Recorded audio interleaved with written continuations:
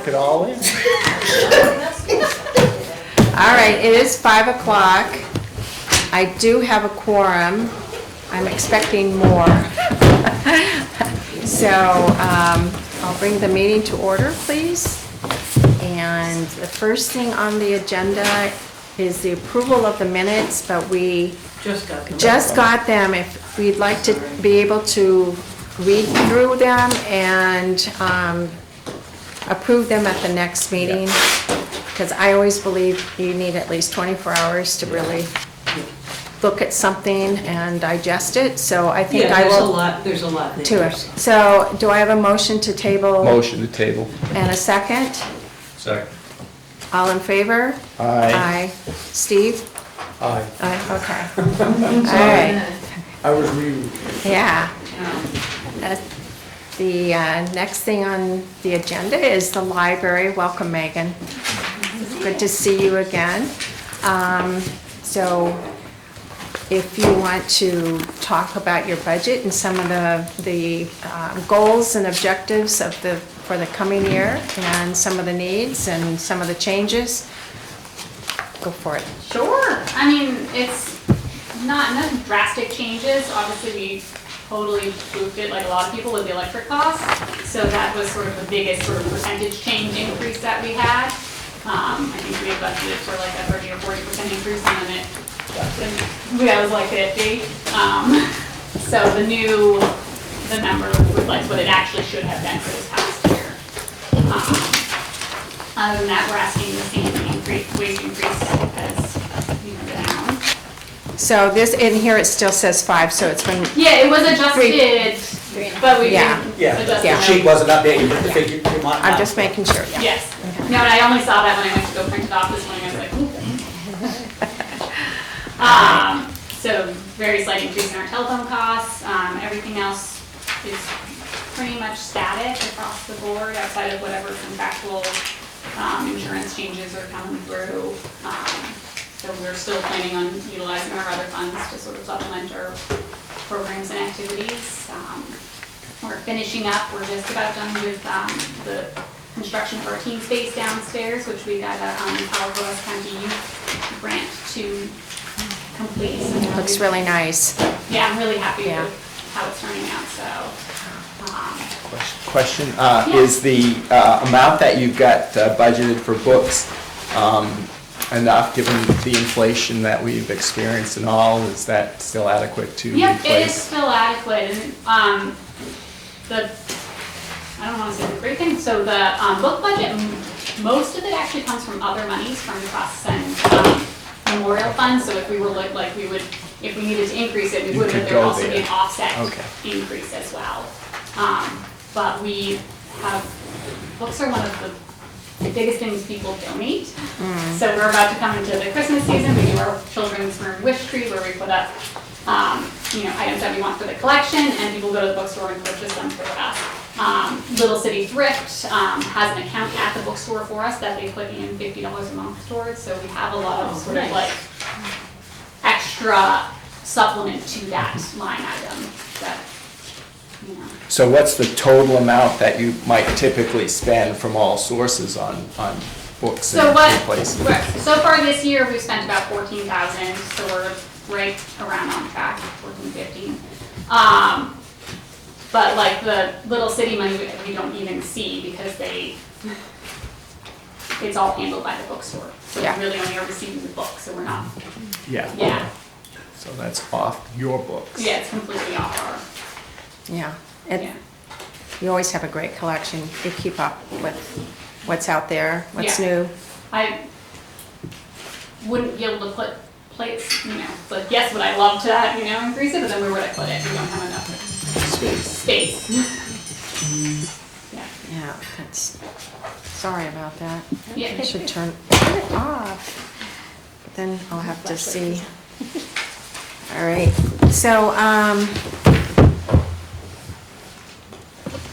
go ahead. Is there anything else that you wanted to add? You want to paint us out your vision for the future? I don't know, I feel like the library's a really important cornerstone of our community. You know, it's really important to have like that third space, gathering space.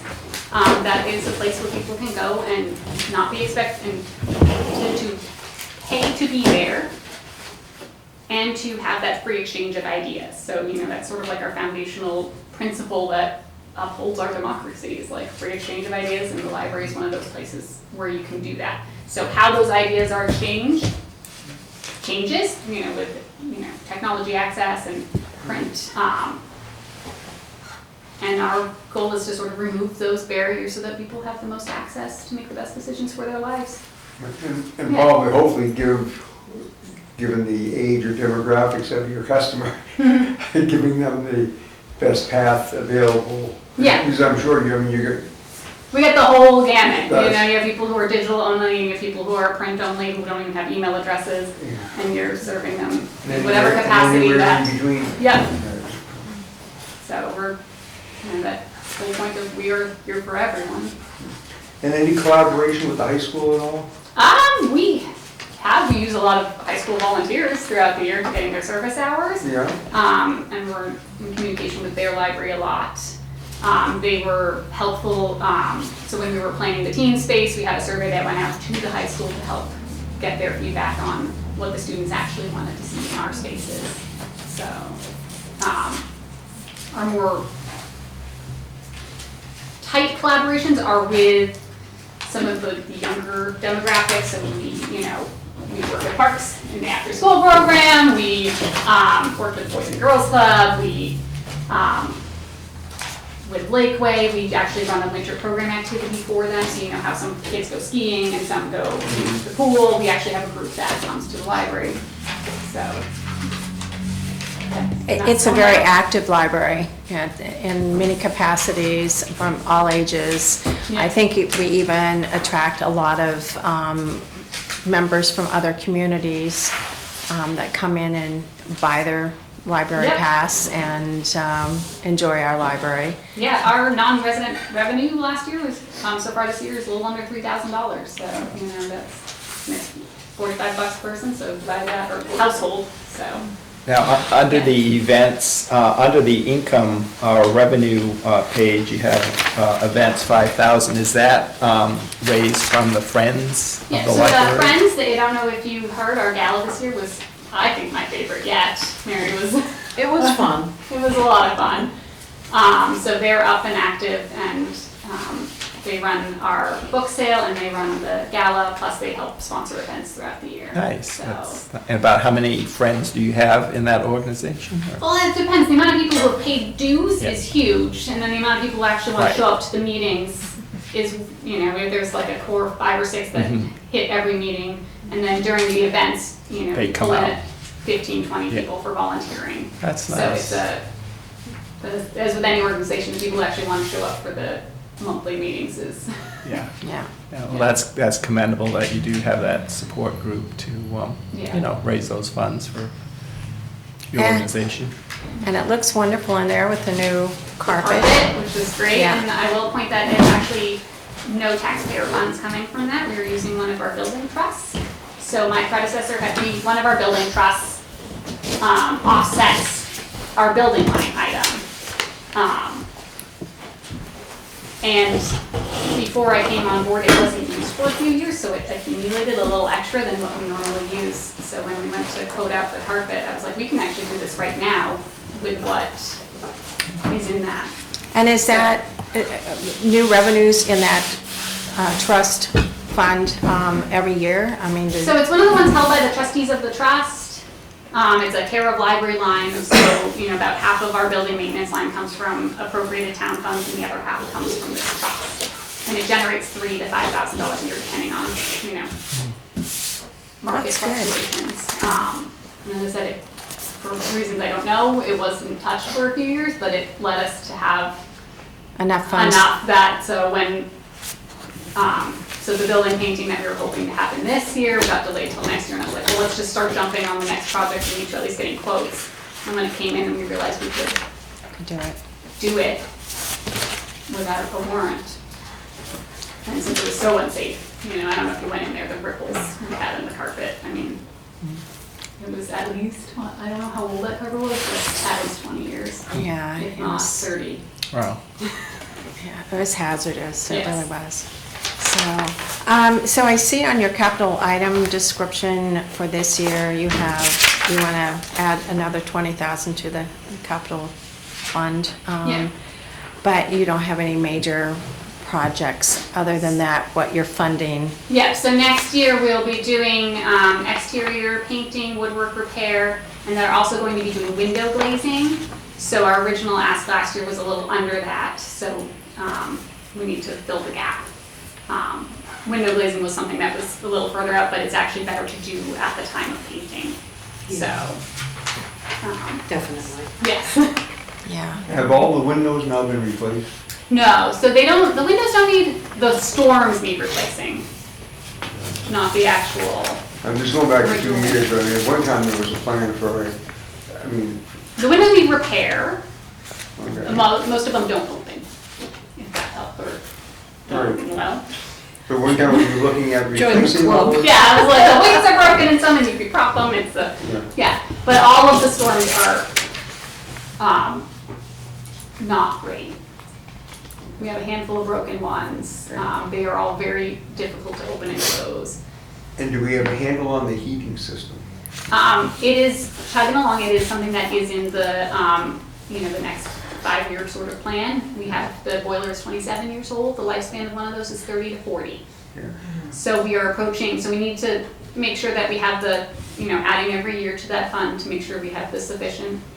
Right, but there, as I remember, there was more of a question though that had to do with heat distribution, zoning. Has somebody figured that out? Yeah, so with the addition of the heat pumps, which was a grant-funded project just before COVID hit or during COVID, that really helped sort of stabilize the hot-cold spot situation. Like poor Jean's office, which is the coldest thing ever, isn't because she can, It was obvious that's an old building and the an old building that technology- seems like, it does its thing, but but it's not a super, I don't know how to say it, equitable exchange of Yeah, heat. yeah, just like here. Just, Yeah, well, yeah, but Boiler having comes those on, heat it gets pumps real that hot. it either provides supplementary heat or move the air around a little bit to circulate it so that it gets a better distribution, yes, that has been. Well, it looks pretty good. Sarah and Jane, do you want to add anything to the present? That makes it easy. I didn't know if you wanted to add anything to the conversation here. So, you're good? Yeah, we're happy. Everything's With moving how things are forward. going, yeah, and it does. It looks really Yeah. good. Definitely. Diane, I just had a question. Sure. It's probably more down the road, like visionary. Bath, Maine has a library bookstore on Main Street. Actually, it's on Water Street. And I wondered if you ever thought about that. I know you have a book sale once a year, but if there were ever an opening, I mean, right now storefronts are pretty at a premium, but if there were ever an opening on Main Street, would you ever consider a library store or overflow store or something that could be open year-round? I don't know, I honestly had never considered that, so I'll have to look into what they do there. Okay. Yeah. Yeah, it's pretty, That's a great idea, because you can only sell so much in one day, that's exactly right. It's just, they do very well with it. I just thought it might be something, down the road for a vision. Yeah, we'll have to look at what they do and how they do it. Okay. Yeah. It's interesting, yeah.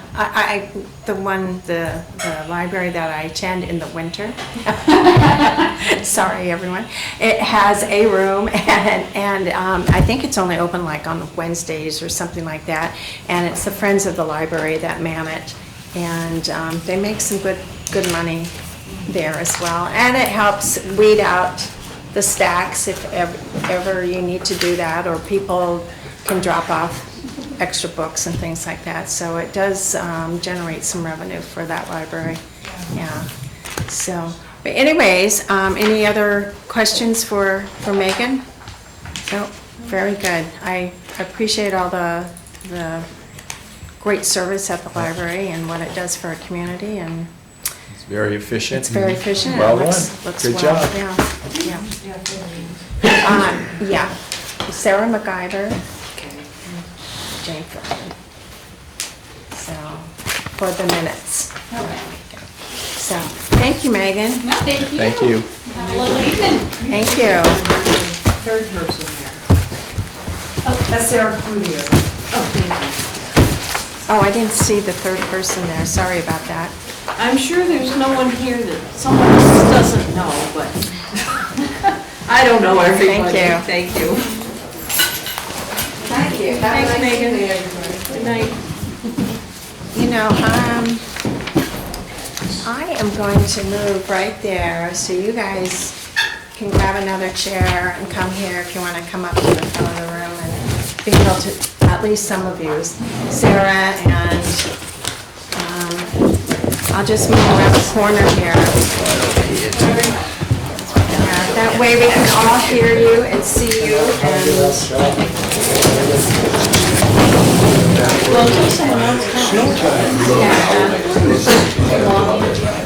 John Payette said he'll be here because his battery's down in the car, so.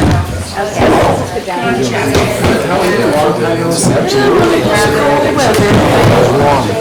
Here, you take mine and I'll scoot down. I'm gonna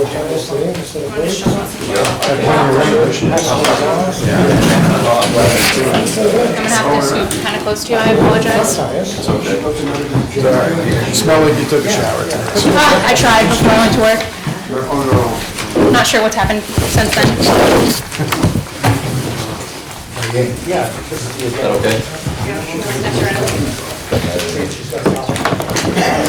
I feel like I'm. I know you're good. You got good.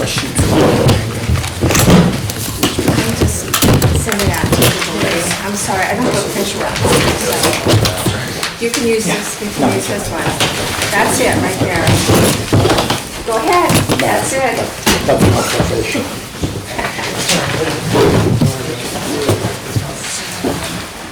Well, welcome, and I apologize again for rearranging the meeting schedule. We just kind of had to do it, we were hoping it would work out, but anyways, I'm sure we can follow along. The numbers will, in a printout, will follow shortly, but Yes. if you talk to your budget, I'm sure we can weave everything together and. In the future, can the three of us be notified ahead, you know what I mean? Yeah, Because we weren't notified. okay, I'll do that. I have your emails, so. Yeah. I apologize Copy of the again, so. minutes. I'm not blaming. Oh, he does, okay, Keep great, learning thank you. here. So if you would like to introduce yourself, because I know some of the people may not know everyone, so Andy, if you want to start. He's a commissioner, go ahead, and.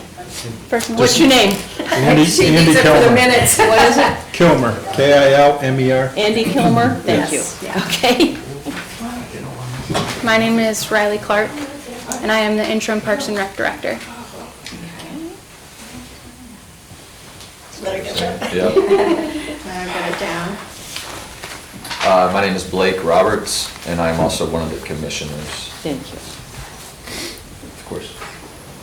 My name is Amelia Claus. I run the Parks and Rec, basically out-of-school time program, so the childcare, and then I help with special events as well, so I'm a program coordinator. Okay, so if you would like to just jump in. Yeah. Do you want to just start with the narrative? So you are on page, let's see, I had all the pages. 101. Yeah.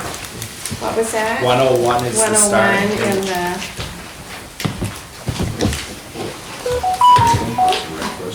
That's probably an old one, I assume. Yeah, I guess we're doing Parks and Rec, because he's in Parks and Rec. Parks and Rec first, right, and then the Opera House after that. Yep. There is one more commissioner, and, she was not Danielle Cook. She's on an airplane right now. Yeah, she's, couldn't make it tonight. Quick question before we start the narrative. So we have a new director, or we're going to have a new director? Interim Parks and Rec Director, yes. We will have a new one, Yes. yes, depending on what happens, but yes. Okay, so we'll start with temporary seasonal. We didn't tamper with that too much from when Caitlin presented this narrative. So I believe her 165,000 is accurate. This definitely came because we, with our new program coordinator, have established more staffing needs and kind of started to meet our ratios that maybe we were unable to meet before. A large portion of that came from increasing our starting pay for our counselors. We had to increase to be more competitive with the things around us and try and retain some of our staff. We spend a lot of time training our staff and kind of teaching them the ropes of the childcare by itself. So it's kind of a bummer when we lose them. So kind of giving them the incentive to come work for us, keep them retained for a few years, and a lot of that comes with an increase in pay. And how much is that per hour, basically? So I think next year we started at $10.50.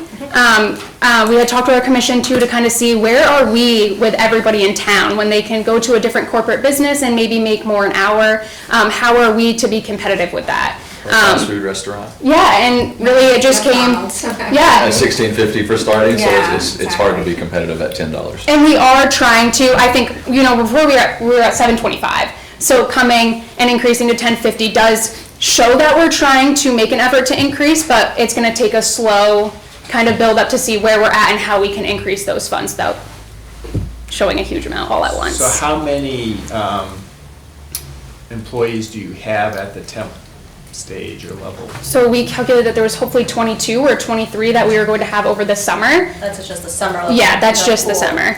Yep, and that's more of like her programming. The lifeguard really does range. This year we had 4 consistent people, and some of them were pulling from her staff that we had certified to come up, but that really ranges between 2 and 4 depending on how many people we can get for the pool. And then after school. And then after school is, yeah, temp positions, and they're at 7 right now comfortably. So this is going forward for the new year, correct? Yep. That we're gonna be heading into Yep. 24. So how many did you have this year in terms of part-timers or seasonal? So this past summer, we did try and meet that need that we're following through. Same number. Yep, and that's kind of where we gauge these estimations from, is operating for a summer with the needs that we need to meet and kind of seeing how it works and what we can tweak or fluctuate for next year, which I think we came with our We had numbers. 26 this year. Yep, And anticipate the same number next year, right? Yeah. Yeah. And that's due to kids take vacations, our seasonal staff take vacations, have summer sports, so we're flexible with them to try to retain them. So therefore, that's how we determine our numbers of what's needed for the ratio. But in addition, the cushion of staff members off for a week, how can I still make sure that we're safely providing the childcare need for that group to keep going on for a week? yep. So last year, or this past year, was 26 was the number we hired. And what's the ratio you stick with, just so everyone's familiar? The ratio of 1 to 10 is what I stick with. I know it's a little safe, but that's what I prefer. Usually standards would be about 1 to 15. But our summer program does go off-site a lot, so it's necessary. We are kind of not really on home base. We don't have a home base, so. Do you have numbers for the summer program for this past year? How many children did you have Yes, participate? we had 130 memberships. So every family joins on with a membership. That's so we get adequate paperwork. And then also so I can keep track for numbers to give you those answers follow through. So we had 130, that is a mix of residents and non-residents. Yep. I would say non-residents, I forgot to write the number down, but I think in my back of my head it was only like a low of 30. Non-residents, the rest of your residents. And there's a $10 difference between that rate of weekly tuition. And how much is the tuition for? $130 for a resident, $140 A week, yep. for a non-resident. That's And for- per week, For a family? for For a a child. Oh, per camper, child, yep. per camper. But it covers 7 a.m. to 5 p.m., Monday through Friday. And all of your special events or field trips that used to be an additional charge, so it's All all those. inclusive. That's pretty good rate for like. Yeah. It is. It's a really good rate. And in the beginning, we kind of got some kickback because Yeah. it had been cheaper, but then they also saw the quality that was coming with it this year. The field trips were a little better, I would say, for lack of, I mean, like going to Whale's Tail with a bunch of kids, it's, Yeah. so, I think that The goal is all balances itself. inclusive. Everything should be offered equally to all families. So we shouldn't be having different rates for, can you attend a field trip or not, because your parent can pay. Taking over last year is making sure everyone has equal opportunity in all of our programs, summer, after school, everything across the board. That's good. That sounds very good. And your number of weeks of coverage are increased too, right? You Yeah, start it's 9 weeks. How soon you start after school and how long you go before school resumes? Yeah, so we operated 9 weeks. In the past, it's kind of fluctuated whether, when we had a lot of college students that came on board with us, it was hard because they would all leave to go back to college, or we'd have to delay it from when everybody got out of school. So it depends on staffing, but we have stayed pretty consistent with the 9 weeks, which is an average full summer for most people. All right. Training, the Red Cross. Oh, Sorry. One question on that one, because the $10 difference between resident and non-resident does not seem like very much considering how much the town, I'm trying to find the number for the, what we're putting into the, what we're gonna be, what you're requesting for the revolving fund, which comes 100% from residents. So a $10 difference for non-residents does not seem like much. Because that's only $90 for over the summer, really. Yeah, so if, So that was about for 30 If you were to have- outsiders or non-residents. and I'm trying to, how much of it Think is for a from? second, I mean, just that mix could be people who are actually working here in town and taking advantage of their children being taken care of while they're maybe in the industrial park or in that area. So, I mean, I'm saying if 30 people are out of that, at the time you look at making a ton of money, then you may price it to the point to where, I mean, because there's already childcare shortage now in this area for people to find that. So, I mean, if you're looking to raise that increase, I mean, I don't think you're gonna offset a lot of revenue and it's not gonna hurt. I mean, because people who are in our program, quite honestly, can't afford the private daycare that's out there that runs $400 or $500 a week per kid. And the service that they provide is generally better than what is at a lot of the private daycares, you know. There's not many private daycares bringing their kids on field trips and have that much field to use and all that. It's not a question about the quality of the program, it's a question of how much should Littleton taxpayers be subsidizing non-Littleton residents. That's 100% of my issue. I will say that this year, when we talked about price points, kind of changing it and making it all-inclusive and kind of throwing that $130 out there to people was kind of an eye-opener. So when we talked about the non-resident fees, that's something that we were thinking in the future to manipulate, but weren't ready to do at that time due to already increasing the price for things and having that be reflected.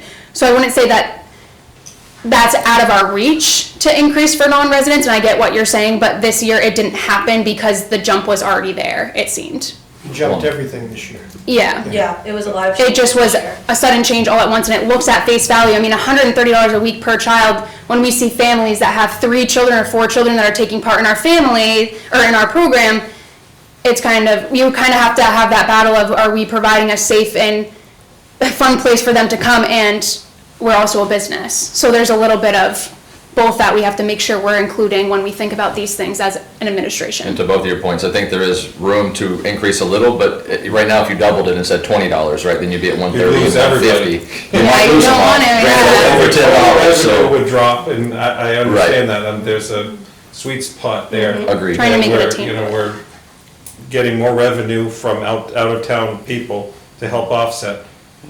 But at the same time, if half of the revenue is coming from the revolving fund that comes from taxes, and I'm not sure if that's what the number is, that seems, that would be a number that I'd want you to look at moving forward. And yeah, let's hold the number, you know, because the other side is, we're putting hundreds of thousands of dollars into the revolving fund, and if there, do you ever turn away people? Are you at capacity? This year I did not turn anyone away. I had a small wait list, but I was able to squeeze those kids in. It was just the second grade group. But otherwise, no, not yet.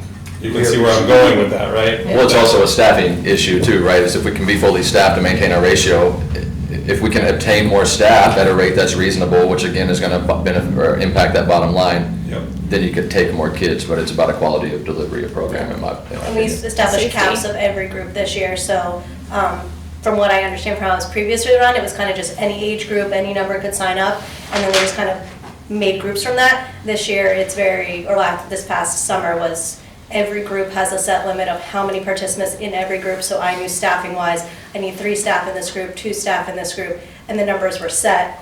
I didn't fill every group to the full potential like I want, but there's room for it to happen, but there's room then to also shut it down and a wait list will be created because I won't take more kids than what I have for staff. And I can't just pull staff out of my pocket without training them first or having CPR and first aid certifications that we require for them, so.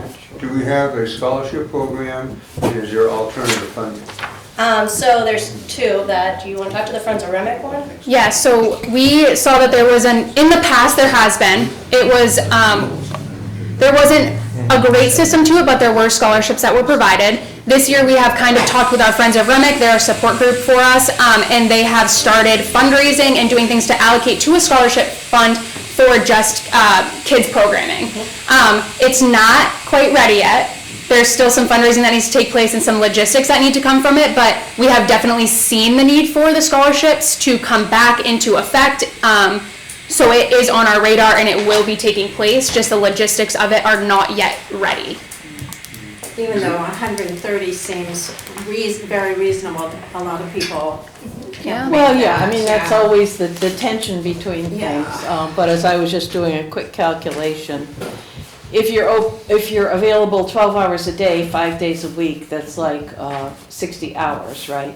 And you divide that into 130, it's a bit more than $2 an hour, which is pretty cheap babysitting. Now, I understand if you've got multiple children, it costs you more, but I think just from a philosophical standpoint, I tend to come down on the side of, no, I don't. I tend to come down on the side of charge a fair rate for something and have lots of scholarship money available for those people who can't afford it, rather than trying to keep the price down for everybody because it's unaffordable for some people. That's just my, kind of like what I think is fair in life, but that's just me.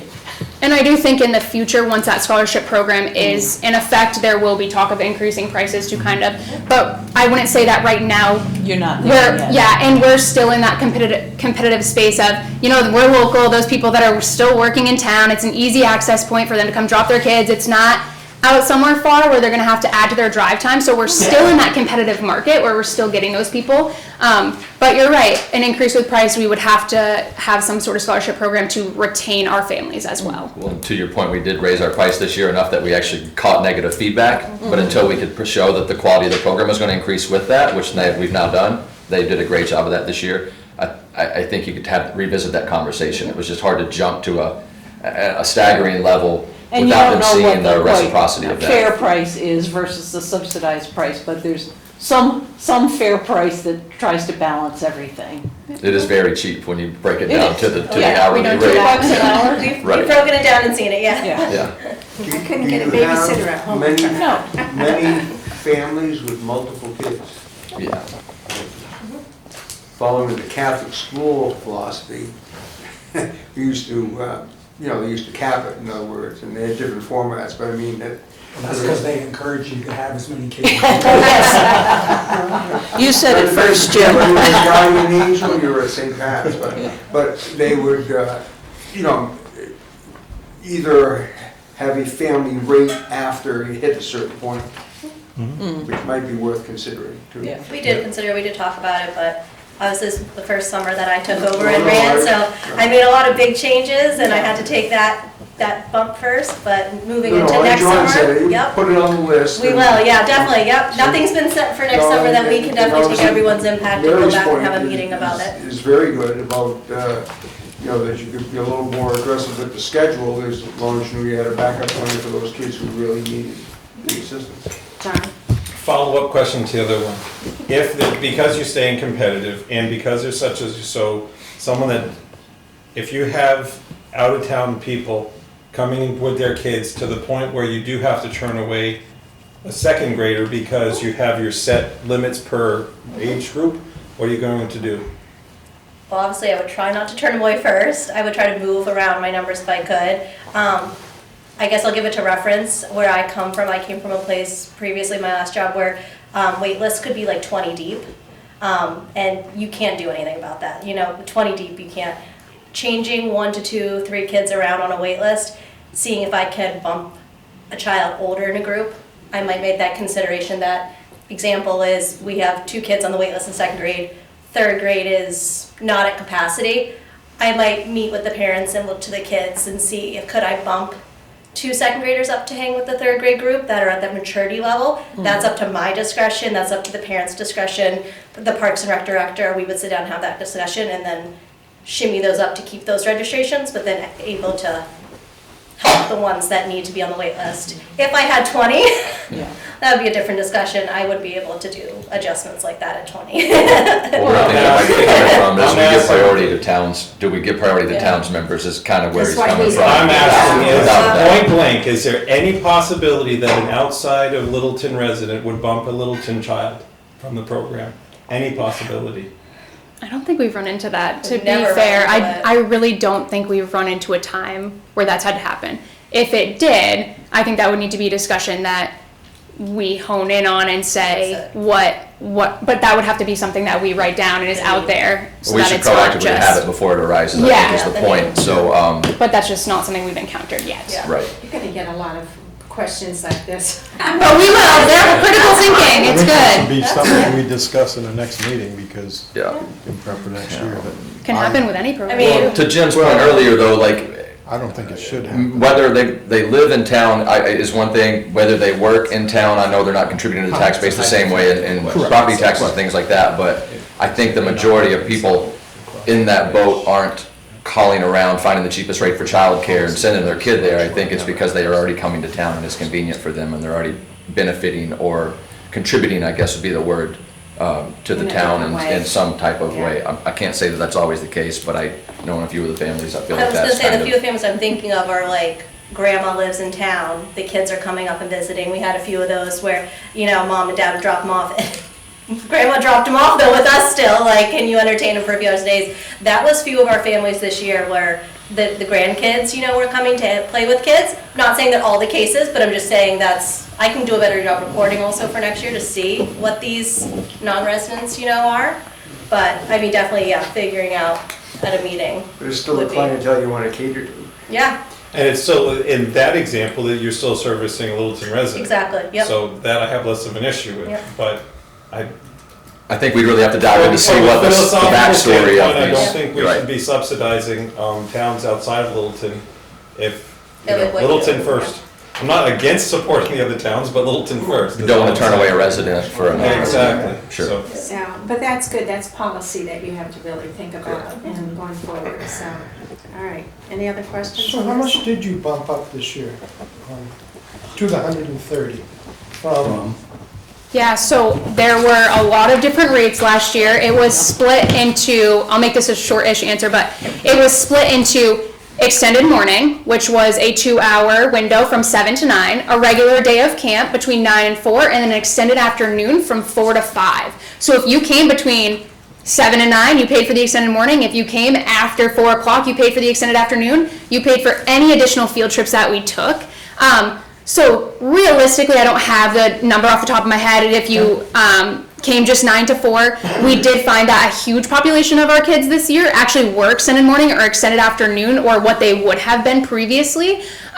So really bumping up the 130 wasn't actually that much of a bump. Just at face value, it looked like a lot. By including everything, it really wasn't that significant of a bump by just not asking for those extra fees from everybody. And of course, people always gripe when there's a price increase. Yes. Or face value of a It's a different face amount of value. money. Exactly. It was Yeah. just change. It was a different person, it was a different price, and everyone is What was the adjusting. price from the 9 to 4? What was it? 90. Yeah, it was 90, but it fluctuated if you had 3 kids, 1 kid, Oh, that's true. or you got sibling discounts too. So it really depended on what you were paying during the day. I think it ranged between 75 and 90 for the 9 to 4, with nothing else included.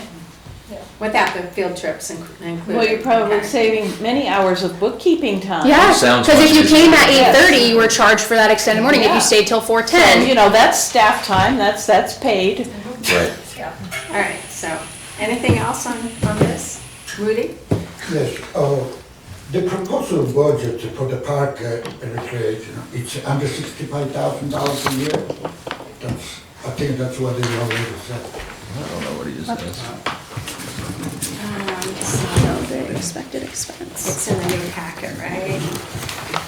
Yeah, it's either Article 37 on your summary sheet, or it has its own summary sheet. It's kind of the back of your packet. The revolving fund, so it has all the detail there. Okay, so many pages. It's like the third page from Yeah, the I back. don't think I even know about today's stuff, to be honest. Did we actually, so, So it's right here. What is Louis' question, what this town supporting or what? I'm actually happy. What's the other one? John, Yeah, it's fine. John, Oh, if he the under John, $65,000. it's not in there. Budget, It's a separate. It just seems. Yeah. Rudy, can you restate the question, please? I would like to know what's the proposal budgeting for the park and recreation. If I understand correctly, you said under 65,000, right? 465,000. For, Yeah, I didn't say 65,000. did I? Well, yeah, 30, but yeah, but 30. currently 465 going to 566. literally? I don't think so. I don't know how we did it. I just meant, I'm getting my papers, yeah. I don't know where. I think Steve is correct in what he just said. I think what you just said was, accurate, what it was and what the jump is, that's correct. Yeah. Conservation. So 566, so we have,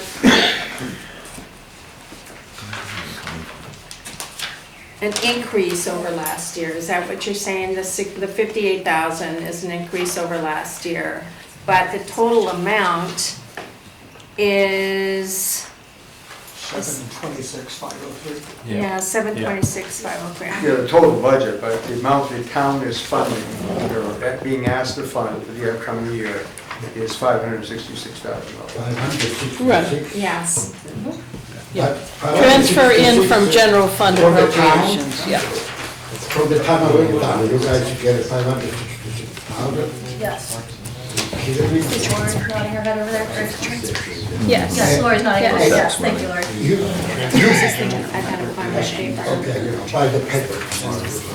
Yeah. Anyway, 566,000 So- from the town of Littleton. And also you charge the people that live in Littleton that pay you for 566,000, you charge them $120 a kid. So Rudy, also in that number that Riley's gonna go over is everything else though for Parks and Rec that has to be covered as well. We were just talking about just childcare, but Riley still has to go over everything else that Parks and Rec does as a department for like heating and buildings and programs, and so she's gonna dive into that Okay, next. okay. Yeah. Other, Give her a second. other services that Yeah. don't have revenue coming We in. just had the kid one, yeah. What do you guys ask for the budget committee for the settlement? What do you ask? For Okay. the tax? Let them go through their presentation, Okay, I'm sorry. and you will find out, Rudy. Okay, Yep. good, okay. One question. Yeah. When did you start this position, current position, and what's your work week? Is it 35 hours or? Yes, so I just started this after our previous director left. She left October 20th. October 20th. October, okay. And the 23rd of October, I started in this interim position. Because you're at the Opera House prior. I am at the Opera House. Just over 3 weeks. Yes, Okay. both. Yep. Because I noticed you've got office hours, like it said 5 hours a day for like 3 days a week. That was on the website. Oh, no, Is that's not accurate. Okay, because I was No, gonna, that's why I was not, asking, that's not right then. no, that's Okay. not right. That must have been something that was previously done. The website's something I'll eventually talk about in the Opera House. Okay, but that's why I'm asking this question, because of your other role or Nope, potential, okay. So you started on the 23rd. Yes. And it's 35 hours? it's 35 and 5, yep, roughly. depending on things that are happening. What's going on? Yeah. Okay, thanks. You're welcome. Okay, training Red Cross. So we were going to increase originally to $3,000 from $2,500.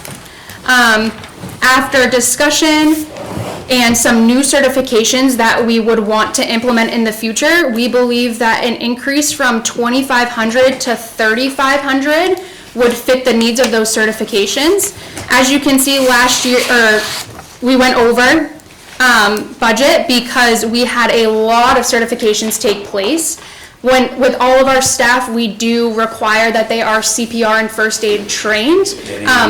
NAED, yep. So first, this is kind of, since COVID has happened, this has happened in the past and been a requirement, but when COVID kind of happened, we were pushed to online learning. This has kind of been the first year that we've gotten back into learning CPR, first aid, and AED care in person. So that included an online component and an in-person training, which had an increased cost to it. We also had more staff this year that needed to be certified. We almost clean slated our staff, which meant that we had to spend some more time certifying all of our staff members to be adequately trained to what we need them to be. In that also came certifications for our water safety instructors in order to run our pool, and our lifeguards. We have had a difficult time retaining lifeguards. That also comes with the pay piece and kind of making that pay competitive. But unfortunately, when we get them, we have to make sure that everybody is certified in the requirements that we need them to perform life-saving measures if they're going to be employed. So the reason for the increase from the original proposal of $3,000 to $3,500 instead would be that we are also looking to certify our lifeguard or head lifeguard or aquatics director, whatever it may be, for the lifeguard certification class as an instructor to better suit our department, to hopefully do the CPR, AED, first aid, and lifeguard training to our employees year after year. Keep that in-house. We know that now it seems like a $1,000 increase, but really, I think that's something that would be beneficial to our department to have so that we can certify our people in-house. It would cut down the cost of what we're paying to hire somebody out to do that. It would also allow us to possibly hold those trainings for outside folks bringing in revenue, because they're paying other people for that. If we have someone certified, we could also offer that as a service. Kelly Hadlock is retiring, so the school is gonna be looking for someone, so we think we can get a revenue from this if we had that person there. Which may mean that in future years, it may not be $3,500, but to acquire that this year is where we would need to be. I have a few questions. Yeah. So is that for all 23 people? That you want to do first aid, AED, and, I mean, because typically that's a 2-year certification. Yeah. Yes. So Yeah. do you have like the fire department come in, or do you actually hire a first aid, We Red did. Cross or somebody come in? Yeah, we did hire out this year. She actually did all of our lifeguard courses, so we kept with her to do all our first aid, CPR, and AED training. So it wasn't through the fire department. We have tried that in the past, and availability wasn't always there to happen before our summer program start, and that's no fault of theirs, but we were able to book this person who we had done business with, and it was. I got another question. Yep. So when you're at your pool, Yep. you have to have somebody that's licensed or that's qualified to do the testing, Yes. right? So is that, well, not all 23 people No. have that, right? But that's its own special Certified It pool is. operator, right? So CPO. it actually has to come in and Yep. be able to do the chemical tests. Yep. Right, and, Yep. and keep all the records and all that stuff. Yep. right? Yeah. That's included in that 3,500? So that, all the certifications that we have discussed were included in that 3,500. Not including anybody that we retain from next year who doesn't have to be certified for another year, or lifeguards that come back. That's a reasonable number.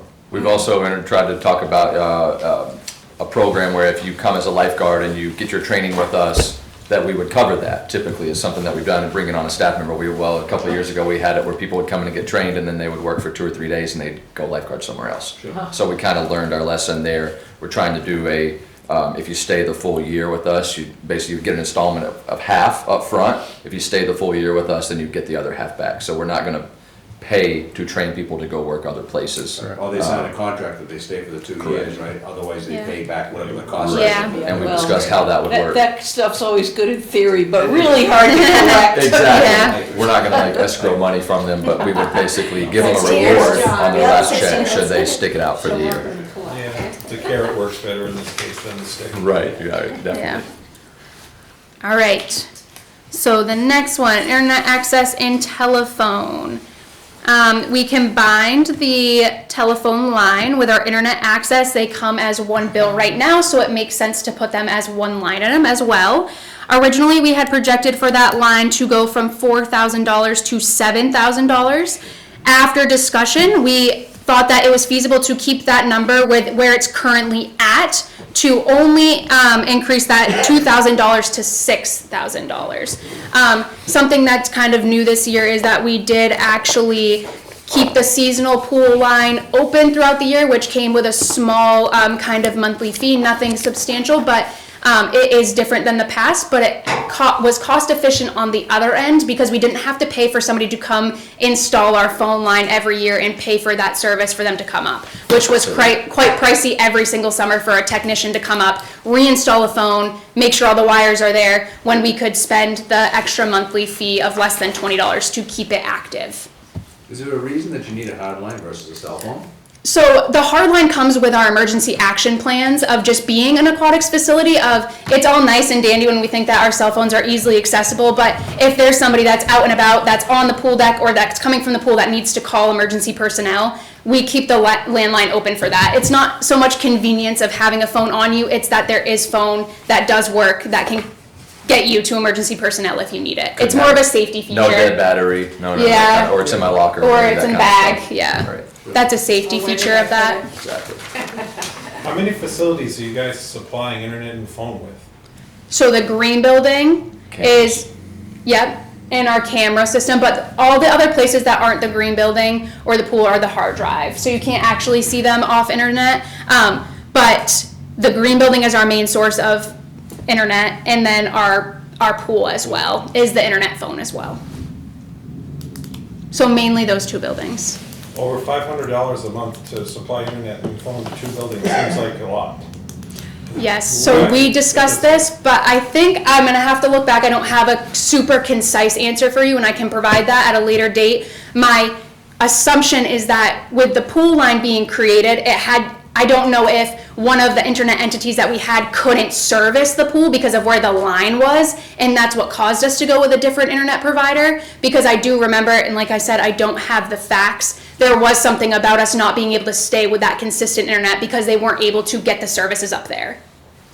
They physically didn't have The a line. bandwidth or something, they had to remake a line. They had a line to the green building, but not to the pool. Okay. And they would have had to That bury is it. one line item we are trying to get back down.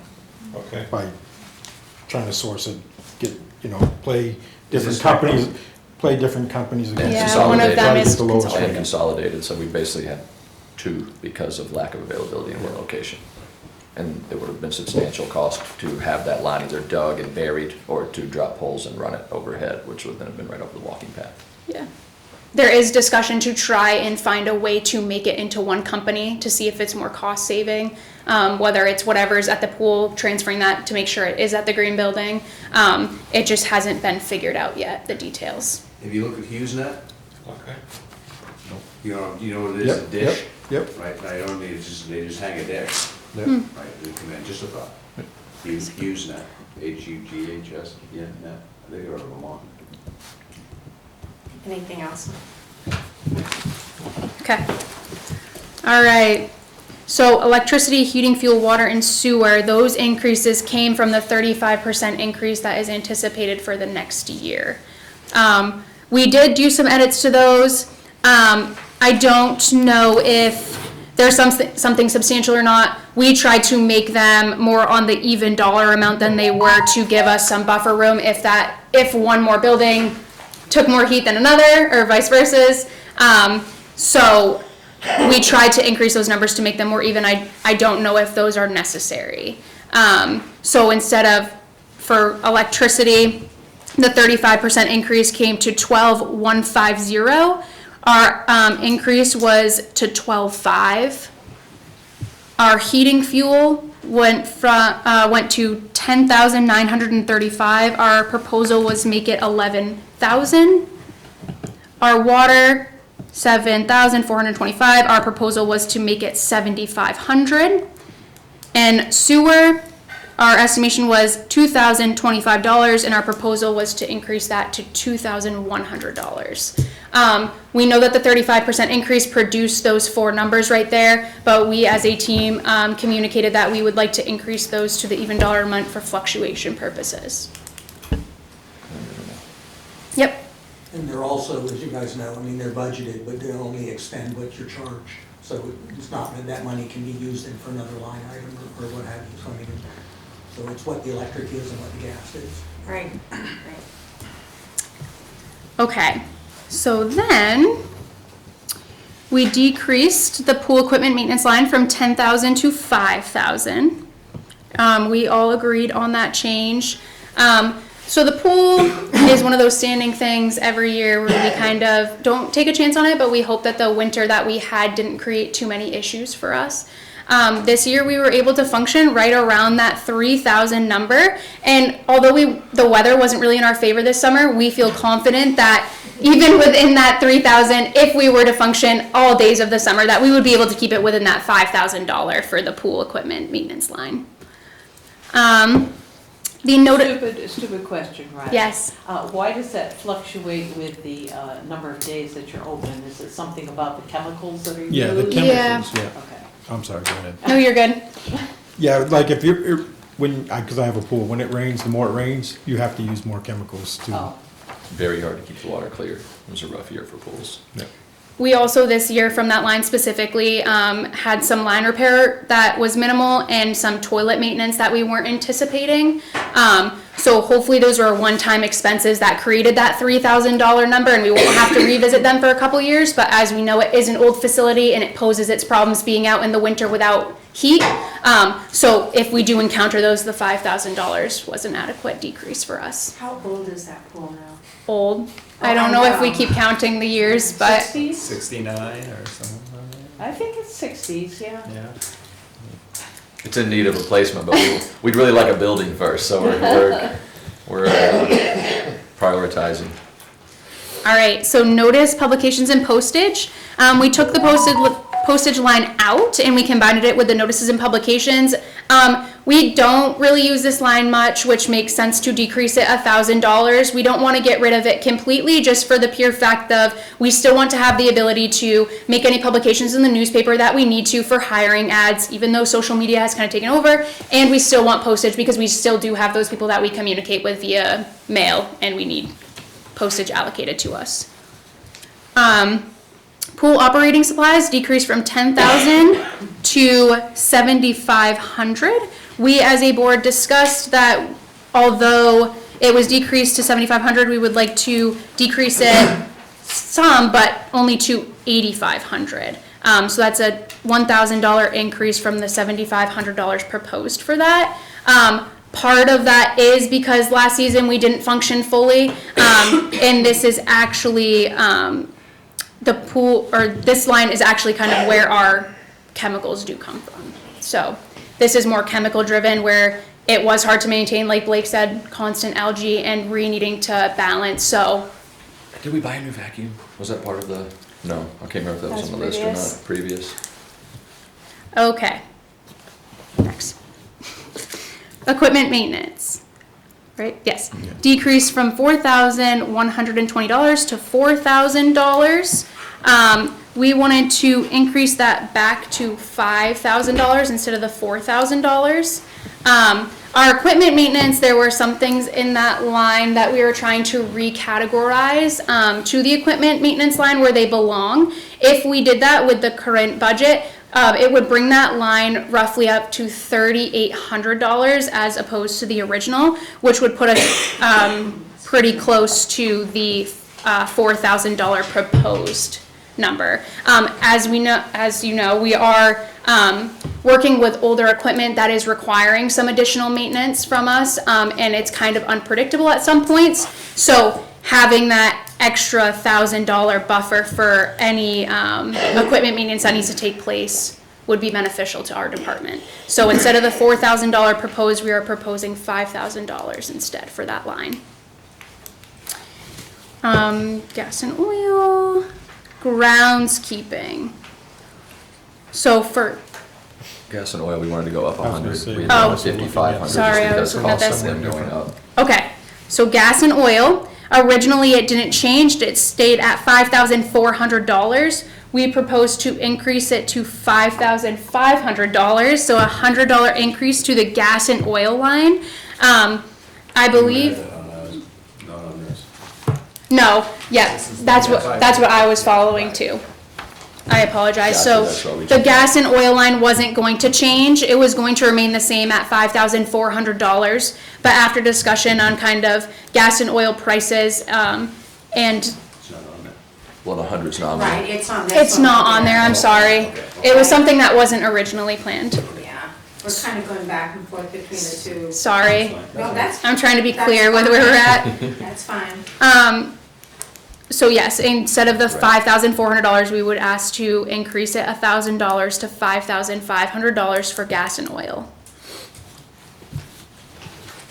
The groundskeeping line, we asked for a decrease from $15,575 to $9,000.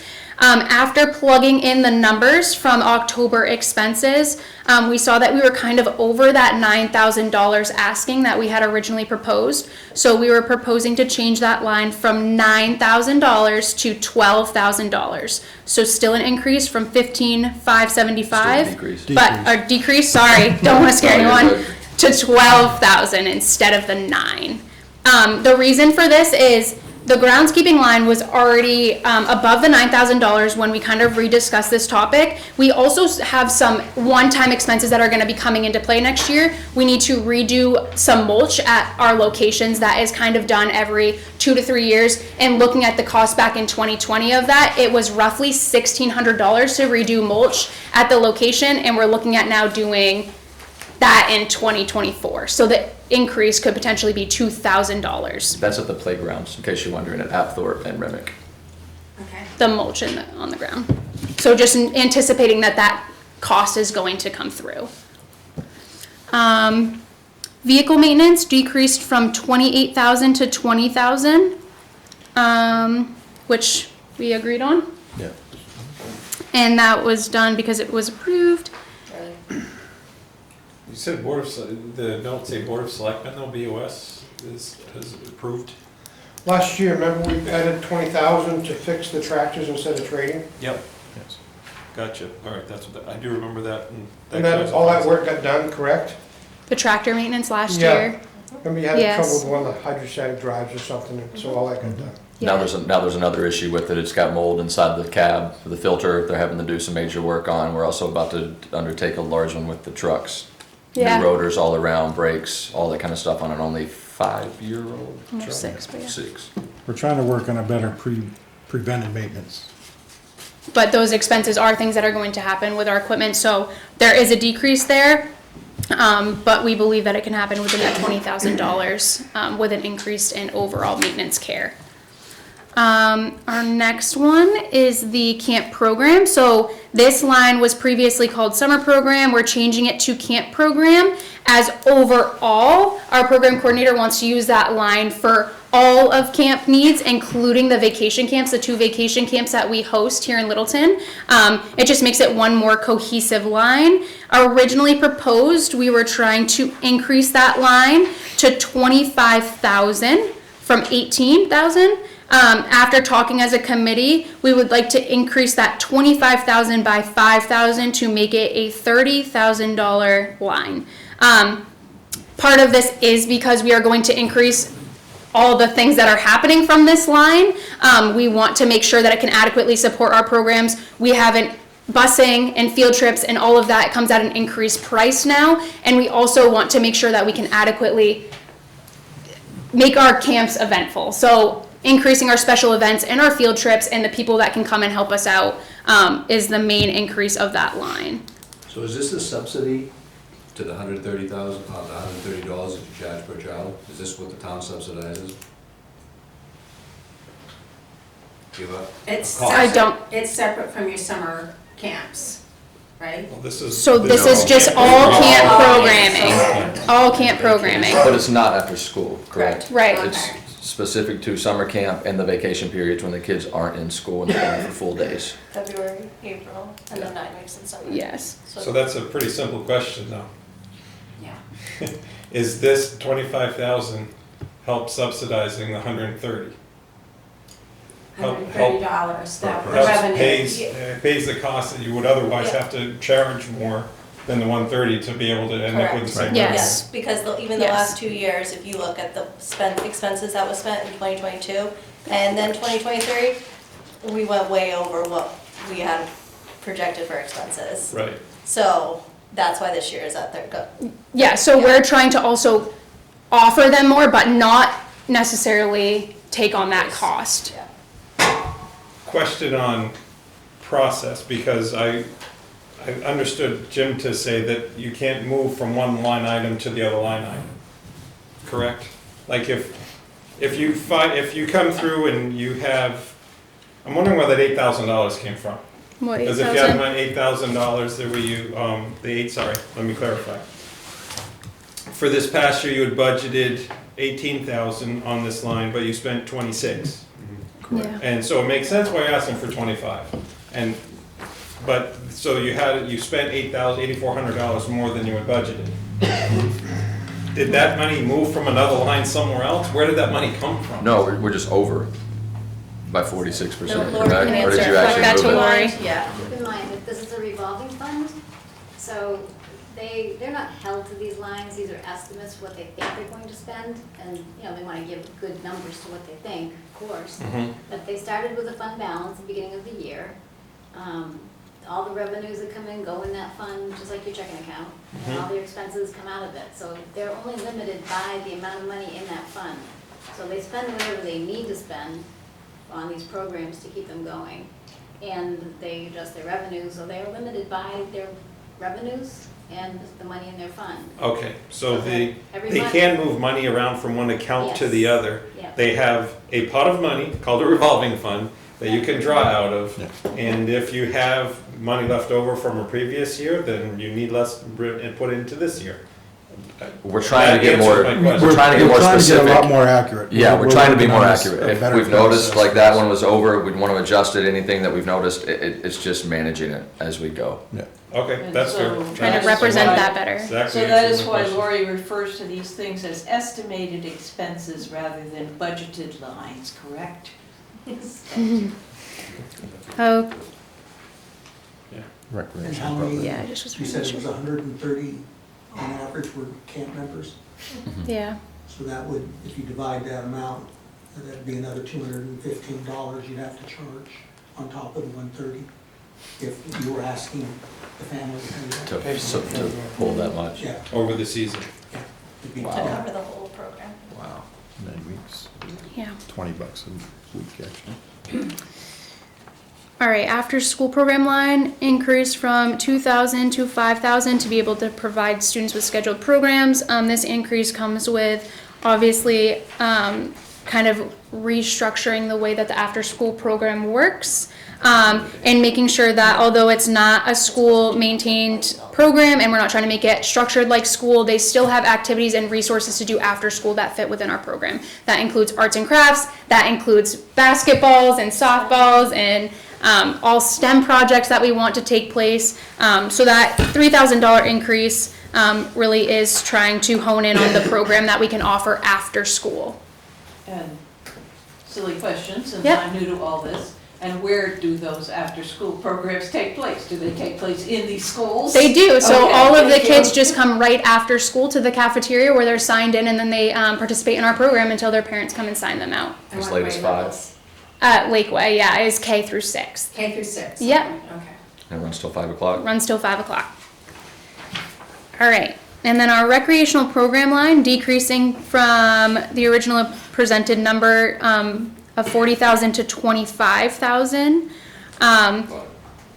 But I'm so sorry, but You don't like this one. we're trying to decrease it even more from 25,000 to 20,000, and our reason being for the other additional $5,000 decrease is that some of the things that were maybe put in that line could have been better allocated to the different line that was appropriate for that activity. So the 25,000 is a representation of that line at that time, but with reappropriating things to their actual line where they belong, we believe we can do that within the $20,000 that we're proposing. Because this is more like leagues, like our basketball program, things like that, outside of Yeah. the summer and camp program, Our Easter When we need to, activities, yeah. Valentine's Day, holiday stuff, yeah. equipment. No, it's just programming, sorry, Program. not equipment. That would be totally different. Totally. Yeah. All right, do you have any questions thus far? I have one question about we came from, last week we met with the town and they were talking about, there's been, the Parks and Rec has been managing mowing town property, essentially for free because it's all from taxpayer money, right? But then, as we've, been reminded tonight, you work out of a revolving fund, so anything that it gets, any repairs or fuel that you have to expend mowing the town property, you essentially lose out of your revolving fund. So it's kind of a loss to your program and everything else based on those changes. Did you guys talk about it with the town, like why did the town pay us for that work? No, but I really liked your number from the last meeting and we saw the presentation, so I would love to accept that, but I can't speak on behalf of our whole department. But Yeah, I think that's a little high, but it seems like a lot of money. The number that you guys were throwing around in the last conversation about what that quote was at 600 per, and it was a lot. Yeah, Yes. It was a lot of money. We weren't throwing a number around, that was the. That's what you got. Oh, it was quoted, sorry. what- Yeah, it was that's just what being Doug discussed. got. It was being discussed, It was sorry. being discussed, and the number I threw out was about 30% less than the number on the paper. Right. So I was saying that's win-win. The park program gets more money, the town saves more money, oh, absolutely. then, Yeah. and realistically, from the taxpayer's point of view, we're paying ourselves. Correct. Yeah. But it's essentially like you guys need to do when you go over on the line, it's just moving money from one coffer to the Yeah. other. Well, it does come down to money. I think part of it's an internal conversation on our end as well about the time that it takes and what could they be doing? Are there things that, if it's not money specific, is it a time allocation? Of course, it all comes down to dollars, but are we lacking something at one of our facilities because of the time they're spending doing that? I don't know. The answer is yes. I'm just throwing it out there as part of the conversation that needs to be thought about. It's not just a dollar amount. It's like they have a Total asset responsibility. allocation, yeah. Right. So- But they have a time allocation with duties responsible to this department. Are they able to do those? And if so, then I think that's So you have an estimated time of how much that It takes 1 day. That's what they've been taking, is 1 day to go do Correct. these municipal, One day a for week 2 people, yes. for 2 people. It's not worth 8 hour day. 65. 16 hours. So to Yeah, I'm your assuming point, it's they not work worth it that out. much money, but it is valuable when we think about what we could get done in that same 8-hour window when our benches, all the things that could get done. And I think that's part of a management on our end about what they're doing with their time, and I think that's something we've been looking at closely and will continue to do so. It's a big picture thing. As another idea, since I'm throwing out that, hey, have the town pay I like that. what if they run your equipment, so you don't lose the guy, you lose the mower, but they can go, your staff can still go do other things? Right, so the town has plenty of, The town's paying for the equipment, so yeah, I would. Well, part of the conversation was the town didn't have that type of mower though, if I was Yeah, the town correct. doesn't have the mower, but it has But the you do. employees that can Right. drive the Yes. mower. Right. That are qualified to drive the mower, so let them use your mower for, Yep. I think that's a reasonable Some amount. conversation to be had. yeah. So Jim, how does that conversation happen? That conversation would have to have Doug back, because then he'd have to tell me what that impact would be on the 5 people that are down there at that department. The same thing, that Blake's saying, I mean, you look at what's their regular work rate now, and if they can't pick up, and that's why I think Doug looked at contracting it, is because, one, they don't have the equipment. Right. And 2, it does impact their time, so it'd be a discussion of, and I think John's kind of right, I mean, if there's a way of saying, for $30,000, can Parks and Rec continue to do plowing and mowing the right-of-ways and the entrance signs? But if that's taking away from fixing fields and maintaining, pool and those things, then are you really saving anything? So it's Right. just a matter of seeing them between both entities.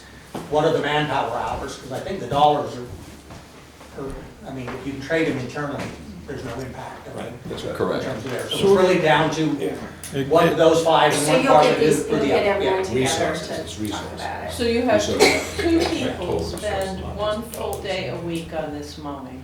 For a whole, if I remember right, I think Doug is his name, Doug Denver. said it's like about an acre worth of property. But you have so many different locations.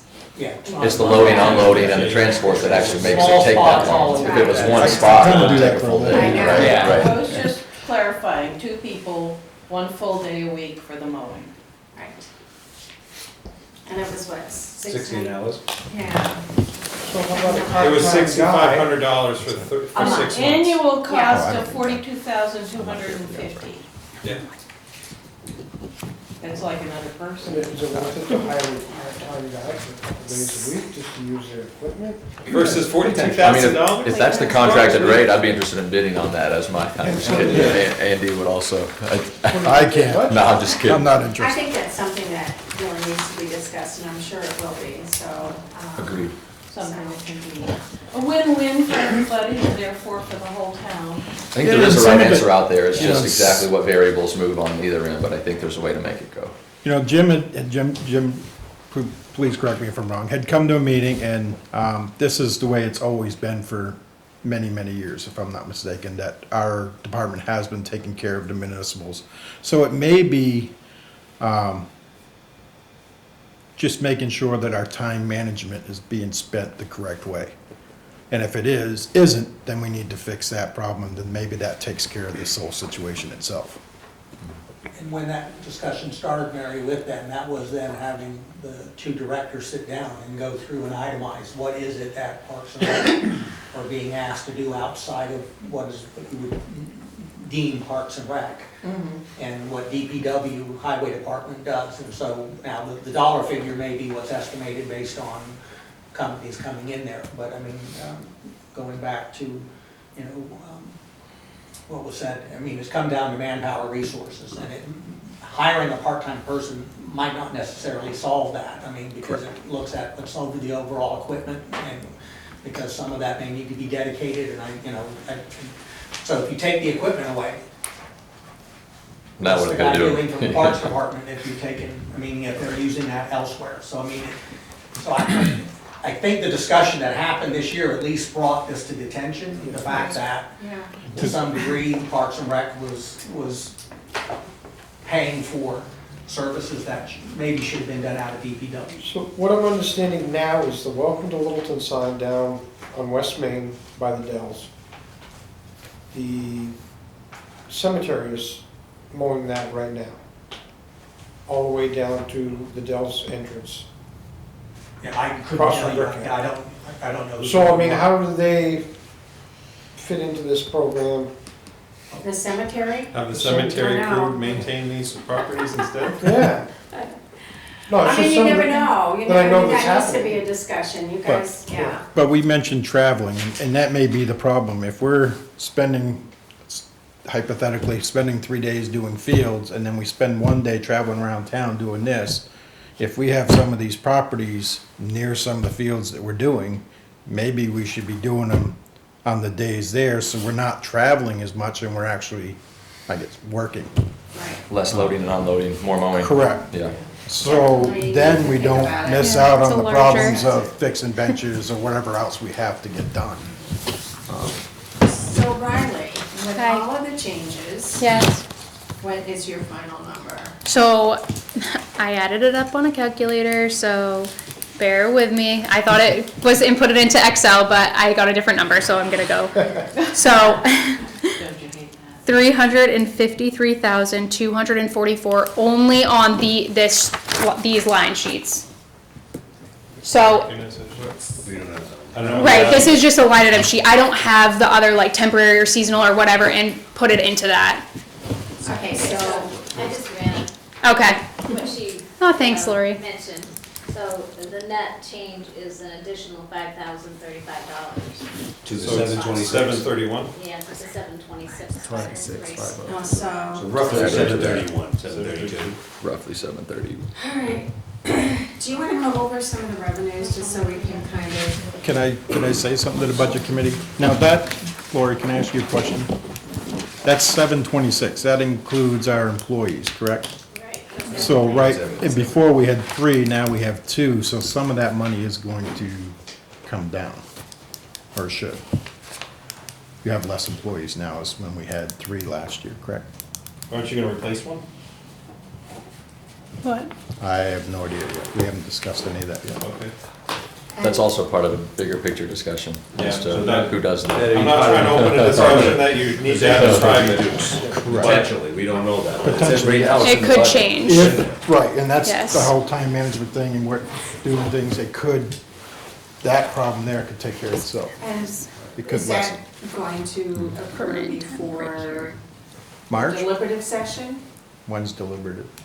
So I have a question for Laurie then. February, it wouldn't occur before then. It could, I mean, we have to sit down and see what the board has.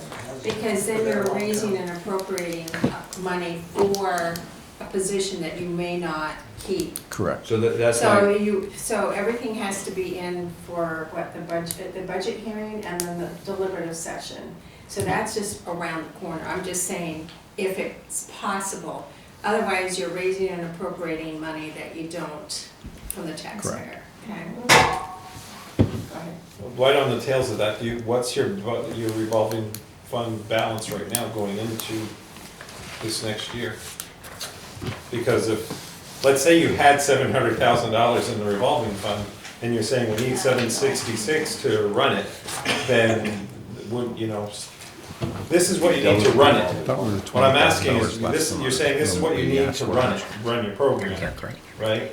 As a whole, yeah. As a whole. But if you have $100,000 in your revolving fund now, then should this number be $100,000?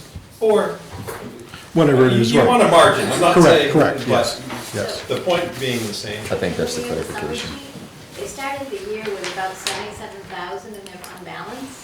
And so you can see, as of October 31st, actual expenses have been 591,000 and actual revenue has been the 465. 619. We started with this one. So they've added 27,000 to that 77,000. So they've got about 100,000 fund balance on that. So right here on the revenues, there's a sheet in our, right there, on the revenues. Do you have this? You don't have this? I don't have it. You can have it, I mean, I'll take it back afterwards. Oh, I do have this. Oops. You can use I have right it. now. Do you have that? Somewhere in this mess. You have a copy. It's in this. Page one, Oh, I do too. You don't. Yes. 105. 105 or I don't something have like the page that. numbers on mine for It's some on reason. mine. Yeah. Is there Yep. a page number on it? 105. Yeah. And their starting balance is 76, so that's good. Yeah, Thank you. Yeah. That's the difference from last year, correct? 76, 427? Is that what we're talking about? yes, That's what we started our revolving fund with this year? 76, 486. I'm sorry, where are you looking at? The fund balance doesn't really show anywhere. Oh, okay. I'm telling you from every report that I ran Oh, today okay. from Riley on memory, it had like 77 at the beginning of this 2023. And so their net. Net income as of today is 27,268.89. As of the end of October, right? Right, so that could go down a little bit in the next 2 months. 100,000 right Yes. now, but Yes. we still have things to pay out and more monies to come in, Yeah. so. Exactly. Keep an eye on it every month. Under budgeted. I think we were thinking we were gonna be between 10 and 20,000 below than what we asked for last year anyway. So we figured in that range, we were gonna be a little bit in the plus side. Not a lot, but. Yeah. Because I think every department's basically tight budgets, yeah, so, and it's really to everyone's credit that if you have any remaining at the end of the year, everyone's been watching their budget and doing the best that they can do, so. But we do have projected revenues here, and if you could go over that, please. Okay, so some of these numbers I'll talk first because they're basically based right on the number that we charge people for our camps. So the $105,000 for the day camp deposits is based on the amount of money that we charge kids to come to our camp at max capacity for the summer. And that includes vacation camps as well, right? And the day camp deposits, is that where you put them? For this past year, I'm just trying to Yes. Okay, that's what I thought. Sorry, I had to take a long pause on that. Yes. And then the after-school program line at $24,000 worth of revenue is because this year we actually split the amount that we charge people into two different payments. One is due in August and one is due in January. Roughly $12,000 from each if we're at max capacity for the amount that we charge. And that would bring our yearly total of revenue for that line to $24,000. So the day camps and after-school program are kind of speak for themselves. They're a little less unpredictable, I'll say. Pool swimming lessons, pool season passes, and pool daily admissions, that's the expected revenue based off of what we kind of had last year. With the pool being as unpredictable as it is, that is merely an estimation of if we can operate, how long we can operate, and potentially an increase in prices for the swim lessons that occurs every year or the season passes that occur every year. Concessions, that is all concessions for our pool, including any programming that we have. So that number also fluctuates depending on if we run additional activities such as a Valentine's Day dance or basketball games, tournaments, and as well as the pool concessions and if they operate. That was also based off of last year's number. The recreational, And that's your net revenue from concessions. meaning like we're taking away what we pay into it. Yeah, or is that somewhere else on your expenses? On your expense, they had a concession line for $2,500 on concessions. Okay. So I'm guessing that you're taking in 5,000, given that you're saying you're thinking you're gonna have a revenue of 1,500. We are, yes. 4,000, sorry, 4,000. Yeah, I was gonna say that. So, after-school program, recreational programming, facility fees, that, recently we kind of changed some of the fees with our facility usage, including our fields. That's our main facility fee that we, have. That fee can fluctuate depending on the amount of people that we have renting our fields and if our fields are available for use. So that can fluctuate, that's a mere estimation. And then I can't really speak to the 4th of July vendors or the golf tournament as I haven't been directly immersed in either of those, so I'm not quite sure if those estimations are accurate from last year's. And I'll defer to Lori for that. Most of the estimated revenues are based on actuals for 2023. Yeah. And actually the golf tournament brought in $16,480 in 2023. So I think she's being Generous, just in case. conservative on the estimate. We had a very successful year at the golf tournament. I did hear that. I wasn't sure about the dollar amount, but we definitely had an increase in funds from the previous year. So the 9.7 was probably an estimation of the middle, anticipating that we may not have it. Conservative on your estimate. Yeah. Anyway. Yeah. You never know. Just Could gonna rain use next 3 year. alone. Don't we move more than that already? It's cursed. We'll still play golf. That's what I'm saying, knowing if we change it, that we can adjust.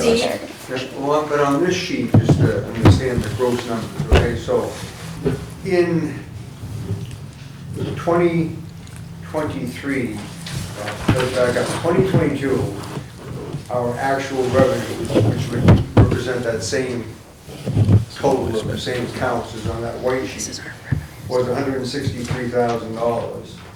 Our estimate for 2023 was 189, but actually came in at 137.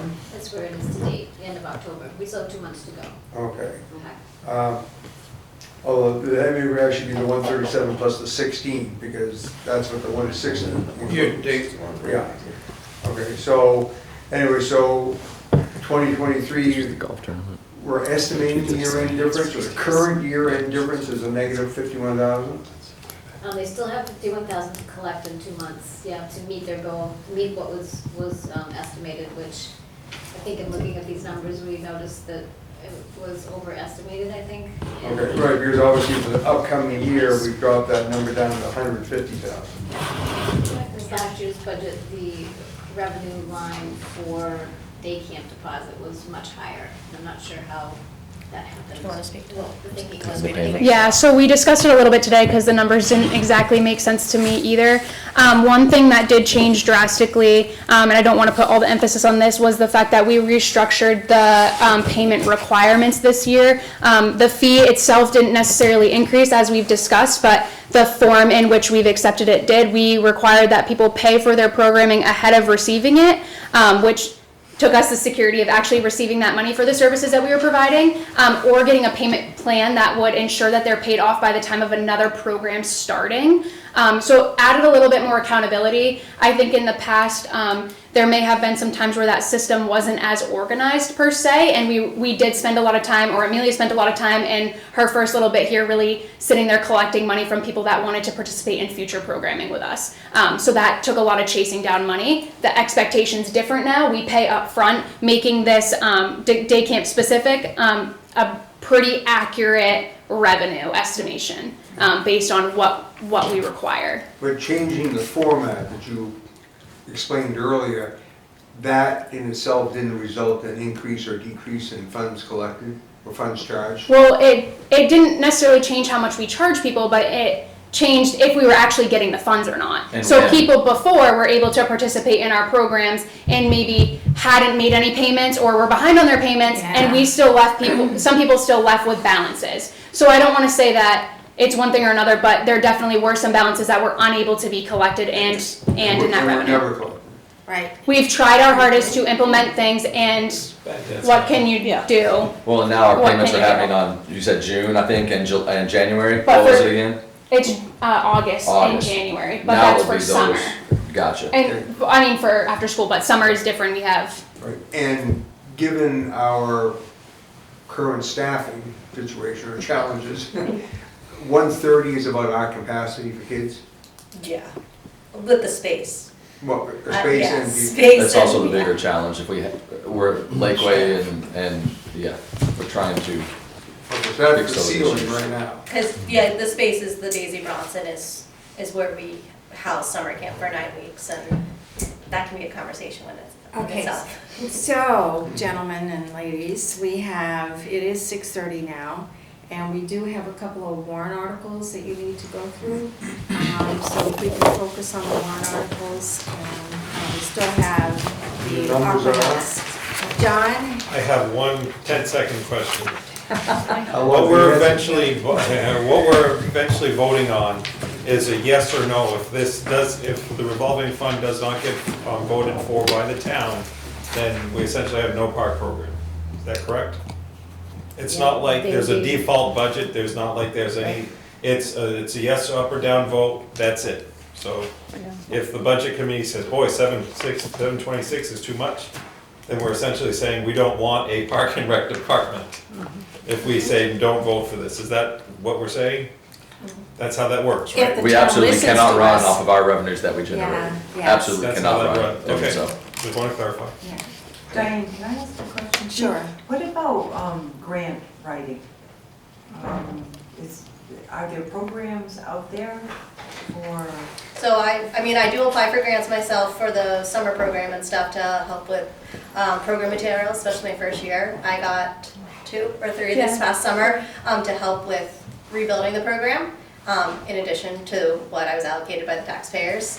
So I have done that, but then also we'll be doing more obviously for a rec building one day, or use of other programs or supplies, so.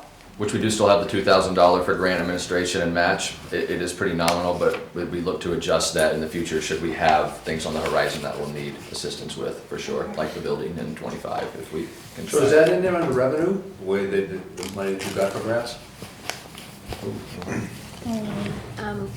The way it works when she gets, I go to the POS. yeah, they're donations for the program, so they're approved by the Board of Selectmen, and then they get a separate account number because it's specific to that, so it's spent for that purpose given. Okay. That's the grant you're talking, right? The individual donations, yeah. it's unanticipated, right? So talking about grants and everything, and talking about the green building, which is on the capital item description for 2025. You can't start soon enough, right? Thinking about it, so how are you working with the community on this? Just last month, as an extension of our regular commission meetings, we started a building committee specific to needs, locations, outside of what we're already talking about, the normal stuff, and trying to get outside information and participation as much as possible. There's at least, 6 people that aren't part of our normal meetings monthly that have come onto that. We had our first meeting just a couple weeks ago, and we're basically kind of when last town manager was here, we had a lot going on. We had plans drawn up for us, the locations weren't right, the plans were too overzealous. So we're trying to pull it back into what we think is a reasonable ask at some point. And we're also kind of, the tough part about it is that green building, is it historical? The group thinks that we need to explore that before talking about taking it down. There's a big full circle situation, but we are soliciting community feedback and diving into that head on. Because it also ties in with the pool, and the pool's gonna have to be replaced or something's gonna happen. This is the exact conversation that we had 2 weeks ago. So anyways, so I won't go any further than that because you are beginning to work on that. I just wanted to make sure that we were, because it, as you know, with everything in town, it takes time. Well, at least a year just of plans, architectural drawing, those are gonna be a long process, so that was our thought, was try to get a jump on that and have some of the professional stuff, office work done next year, and hope that we have a plan. Okay. So, any other questions? I do, before we leave the Okay. Parks and Rec, actually I have two. One of them is, you had an appropriation for lighting at Epcot Park. Did you get all that lighting in? Yeah. You did? Oh, Yeah. good. It's fantastic, it's very Yeah. bright. It's Yes. awesome. Yeah, don't- Need don't sunglasses, stare that's into for it. sure. You'll see it in outer space, huh? Absolutely. Yeah. That leads me to, I have three questions. The second one is that in 2025, I see that you have a mobile dugout at Remick Park, but what about the dugouts at Epcot? The school is in the process of building those Oh, right now. Okay. Josh. because, I mean, that's really a price, a mobile dugout. I mean, that's where we go right down there, right? Josh Santhy built, he actually donated, at his cost, all the materials to the school. The school is building them, and I'm in process with Riley to talk about help putting them in and tearing the old ones down with Awesome. Rod Marvin and Sean Dodge. So, Yeah. And one last question that I have. So, you have the hockey rink that's up in the parking lot at Remick Park, right? Have you ever considered putting it down in the baseball field at Epcot with all the lighting? Because you have plenty of parking down there. So we did. Nothing has been confirmed, but it has been talked about moving it to that location. Because you have little dugouts that they can sit under. Yeah. Right? There's a concession down there, there's plenty of parking. Yeah. And you got all Big that and lights. flat. And it's You got all that flat. lights. Yeah, it's Right. flat, which would help a lot. And we actually store all of our skating park equipment, like There you go. all of our accessories needed for that down at that building that's across the street from there. So it's also an easy access point for the Right. materials. And the only other place that I thought that it may go if it didn't go there is that you have another Little League diamond or a ballpark over by Harris Energy in the back there, Yes. right? That's a perfect park for that with parking and everything too. Just a thought. So, yeah, think We're outside actually- the dugout, huh? Yeah. we actually have another committee for field committee, which is Perfect. discussing Brickyard. Huh. Perfect. Do we have one? All right, let's go to the warrant articles. Number, So, 37, 38. what number? 38 would be the first physical warrant article. so you have this, here's 38, and you also have it on I the have these. document, so. Yeah. Yes. Make them all pre-made, all ready to go. I like that, that's better than the one he's building inside of wooden, so yeah. All right. I like that. 38. Zero turn. That would look 38. probably cheaper. A lot tonight. Establish a facility reserve fund, which we Which- talked about, yeah. That's these. Yeah, it's on the other piece, Yep. 50 in both. Yep. This is not us though, right? Don't write on it. I'm No. not- I'm not Yeah, writing you- that. Well, yeah, because we are the dog park revenue. I wondered. So we are, okay.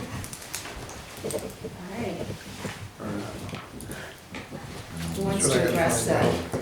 Thought we fixed. Okay, do you want to talk about the zero turn? Sure, Okay. what do you want to talk about? So they're asking us to yes. present We- these Yeah. warrants. The zero turn,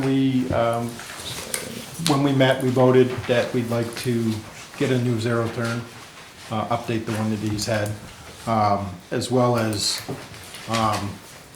we want to make sure that they can last longer. Like, I have a John Deere zero turn that's got 33,000 hours on it, but I have it being maintained by a certain person that has taken care of my product for a long time, Todd Fenoff. Used to work for AgriTurf, United, whatever they call themselves now. Yeah. But now he works for Woodsville Power, and the guy's very intelligent when it comes to mowers and stuff like that. So I've spoken to Riley about getting in touch with him about in the future, we buy stuff and let him do the preventive maintenance stuff Same with tractors. He was the head guy down at Black Mount, was what it was called before. I've had a lot of great success with him in my business, so. I think it'd be better service and less money. Yes, What we're it's taking a it lot now less is money. questionable service and it's very expensive and we feel like we could do better by outsourcing to another location. Go ahead, Steve, you have a Can't question argue with there? that. Well, I would thought we would be doing our own maintenance on that. Aren't our personnel up to doing that? Well, there's certain things he should, yes, there's certain things that we should be able to do, oil changes, blades, belts, yes. How about something we, I can't speak to that because I've never actually worked next to him, but yes.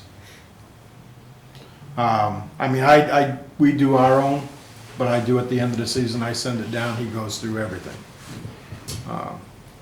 Because you are gonna get some wear and tear on your machine anyway, but again, I'm paying, $300 a year as compared to what we've been paying United Turf, whatever they call them. you're United Ag? Yeah. United Ag and Turf now, yeah, that's it. Yeah, okay. We know. That's where our tractor goes. Yeah. They looking for a dollar amount for that right now. Any questions on the zero-turn mower?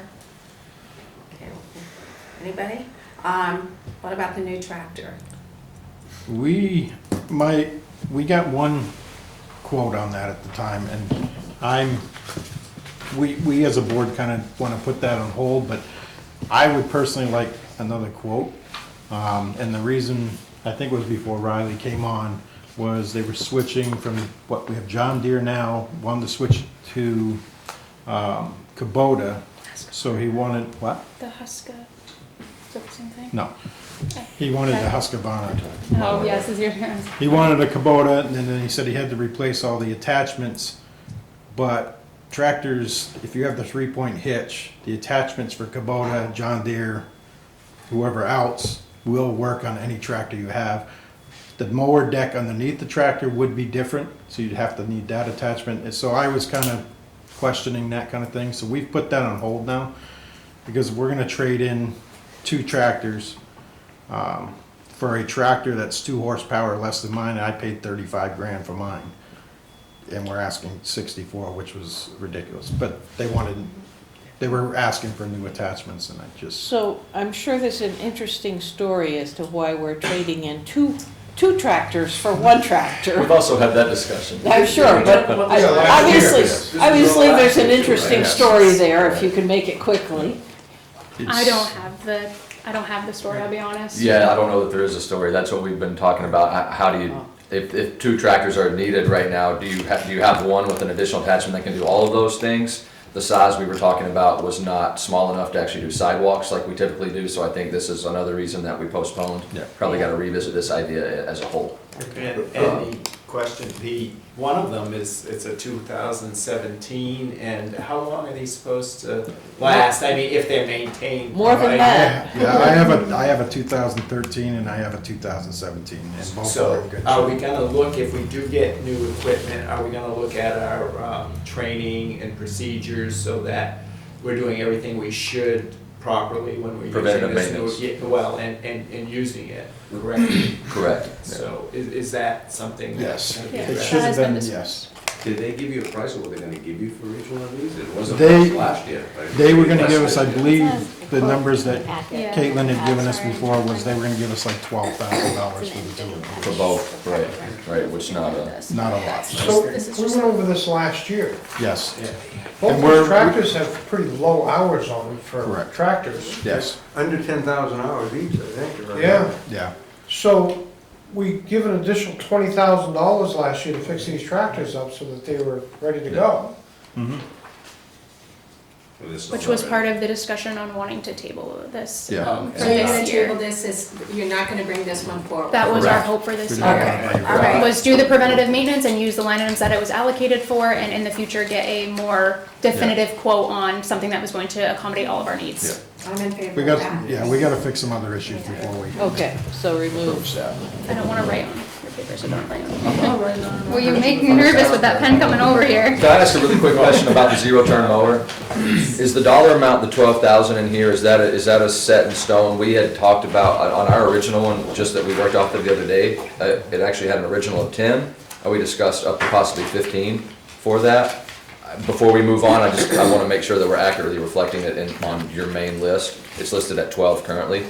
So I'd have to turn that. so which the one? estimate that Caitlin put in was for 12, because she had an old quote from April 2022 that was Okay. for $9,430. And I think that's, so is it now the time to request that, as a group, we had discussed, we're hoping for 15,000 for that line, especially if we're gonna take off the tractors?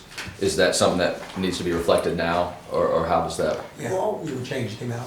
So do we all agree that 15 was the, I mean, we talked about as a group that we. Right, but we also wanted to, Yeah, because we I need to believe get- that they only went we need to towards the get quotes. Husqvarna. I'm more geared towards John Deere myself. One of the things that we look forward to. I think John Deere's a When you better- do bring a warrant article forward, is to have several quotes. And we don't take any votes on the warrant articles at this meeting, it'll be at a later meeting. Okay. So we would appreciate that if you could come back, if you have an opportunity to get multiple quotes on this, and discuss exactly what you need and get the quotes, then you can bring it back Okay. to us, okay? Awesome, thank you. I think the other thing to consider too is industrial versus like a homeowners. Correct. Homeowners is about 12,000. Industrial, because the SCAGs are about 15 to 18,000, but they're a good quality. And it's a lower end industrial, but I think that has got to be established as well. Because the homeowner one, that won't last. Yeah, we need Those are commercial 5 or for 6 sure. though. Yeah, we need a more. I paid 12 for mine just recently. Do you have a Commercial. Yeah, commercial. So the other thing John is, Deere. I don't know if I did a quote from we- PNS Equipment right now, Our because at meetings the end of go the up month, they're closing the until door. like the Right. 14th of December. No, we should get at Really? least 3 and have Yeah. variety of locations So and to have dealers. service done, right? Thanks. He said they might have somebody taking it over, just don't wanna carry echo, what they told me the other day. All right. Hopefully, I yeah. hope so. Okay. I'd wait to see what I happens. Yeah, go me with too. the power, because, yeah, yeah. All right, Is there so, anything else on there, or so right now, we're just talking about the zero turn, The right? facility Yeah, capital zero reserve turn. and the pool capital reserve, but yes. Gotcha, the reserve funds. so right now, you've tabled the new tractor, and on the Husqvarna, you're going to go out and look and see what you actually need, and get And it might- several and it may quotes. change. We may update brands. Yeah, we may Yeah. change it to John Deere as well. Sorry. Yes, Yeah. definitely, just, so we have meetings up until December 14th, we meet on Thursdays, and it's like, the next time that we meet will be after Thanksgiving, the first Thursday after Thanksgiving, and then we go for several weeks. So when you're ready, bring that back, just notify me, and then we can put that on the Okay. agenda, Yeah, okay? 'cause that's quick. Yeah. We're not doing the Change. change. All right, we are And we tabled at the truck. 6:47. Ready for opera house? That's what we're doing. Are we, crossed off the Opera truck as well? House, That's a different year. Opera House. Riley? Hi, Hi. I'm Riley. Hi. It's gotta be more than what I meant. You look very familiar. I was just wondering, Riley, how Yeah. long do you think it would take to present this? I don't want to rush you, Well- and we usually stop at 7 o'clock. It depends what questions you have. Well- Because I don't know if I can tell you what my answers are probably going to be. My general answer with this budget is, I just took this position over in August, as you guys know. I didn't make any significant changes to the budget this year, and, Like, yes, thank you. Thank you. Thank you. Thank you. Bye. I'll get you that person to contact. Sure. I didn't make any changes to the budget this year with it. I'm anticipating, kind of each of the different line items to house what they truly should. I want to bring more potential into the Opera House. I think it's a great venue. I've seen a desperate need for the venue, between municipal people using it and people in the community. I think that the budget I don't want to change because I want one full year to really give it what I think it has potential for before I increase or decrease numbers. Is this discussion though going to involve the say larger, but the other ongoing discussion about the use Yeah. of that building is. I'm minute. actually thinking about tabling this for tonight, If and you don't mind coming back at a different time, Rod. I don't mind coming back. I think we spent a lot of time on the parks. I'm sorry. I think there's, no, I'm just, I mean. no, we're glad we spent the time, Oh, no. and we would like That's to great. have ample time to discuss this as well. Yeah, So this is I nothing would to like to rush through. table this. That makes sense. Yeah, it does make sense. We could look at putting it on the 14th with the. Yeah, with December welfare. 14th, yes. So that's usually December pretty quick. 14th is probably a good date, if you could come back on that, please. Yes. I would appreciate it. We thank you very much Yeah. for everything that you course. provided tonight. Riley, just one more thought though, jumping back to Parks and Rec. Yes. And just kind of caution because of what's happened in the past. Be careful about putting name brands on the equipment. Yes, all of this was from a previous submitted budget. I will take that into account for next Yeah. time, but I didn't do that this time, so I will take note of it. Because it will come up at the deliberative, they'll say, well, you're going with John Deere, well, why Yeah. aren't you going with Yeah, that? right. So Yeah. I'd keep it very generic. Yeah, Good, no, good suggestion, Carrie. yes. Zero turn, tractor. Yeah, just very generic for the necessity and then have an individual quote of each. Yeah. Yep. Thank you. Thank Okay, you. we're Just welcome. cause I believe discussion this is that your doesn't form. need to happen. There you go. This is your form, sorry, thank you for letting me borrow it, I appreciate it. All right, the next item is just discussion. Do we have any discussion that anyone would like to bring I got a up? question for you. Sure. Uh-oh. No, Happy Thanksgiving. no, it's very easy, no, not. Is it easy? Not anything that you can get aggravated. Do we really need this park and recreation department for the amount of money that the taxpayer? I think it's one of the best services that we have in the community, and it gives the best punch for the amount of money that we spend. These kids need these programs, and I can't say any more than that. If we don't help them out at this stage of life and provide different opportunities for them, we're missing our responsibility. And you know better than I do, because in Conway, we got two entities right in Littleton that they take care of the kids, that they wanna take care for all this amount of money. You got a copper cannon that takes the kids on, and you got the boys and girls. That doesn't gonna cost us how much, that, you know, the park and recreation, it costs. And it's not only the programs. Hey, I try to learn something, please. The programs are one thing for the kids. The other part is everyone in the community enjoys the parks and and the pool. And that's just part of being a vibrant community. I can't say anymore. I realize that you are thinking that other entities can provide the same services. I don't think they can. Not. I just don't. The That's just all needed. The camp programs, other entities can't. The Boys and Right. Girls Club does, Yeah. and Copper Cannon does for the camp program. However, they also maintain all the fields that the school uses for all its sports. So if they don't, if it wasn't the Park and Rec doing that, then we're gonna have to pay the schools to do that.